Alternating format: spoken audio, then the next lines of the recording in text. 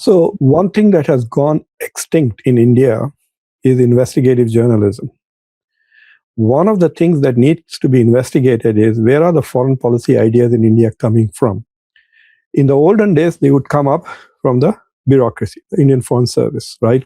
The ambassadors would write in memos and it would go up to the secretary. Then the secretary would go and present it to the minister, and the minister will bring their own perspective, their ideology, their vision. And so a mixture of that will be the foreign policy.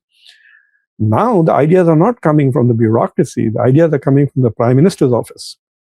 In fact, one diplomat told me, and please don't try to guess because that person has never been on my show, so no one knows that I know this diplomat.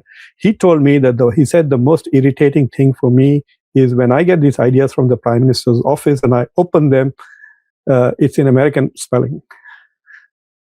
The English spellings are all American spellings, which means a lot of those foreign policy ideas are coming from the friends of BJP here in the US who are making these suggestions. This is how you should follow Israel. Go and dance and entertain the president. Go to Israel and dance and sing, if you remember the Epstein Files comment. So I think that a lot of this foreign policy is being formulated in the Prime Minister's office, and then it is shoved down the throat of the professional bureaucracy.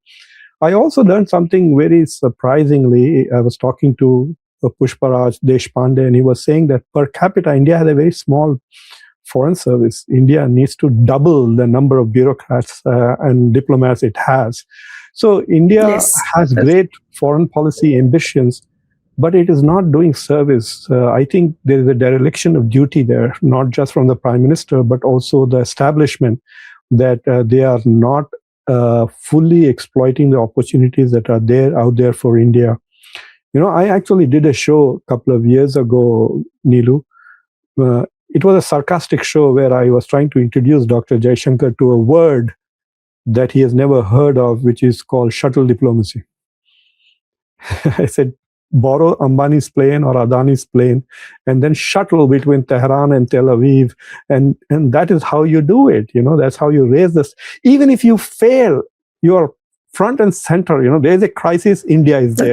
The world is looking at India, the world is listening to India, and he's quite articulate. He can come up with lots of ideas.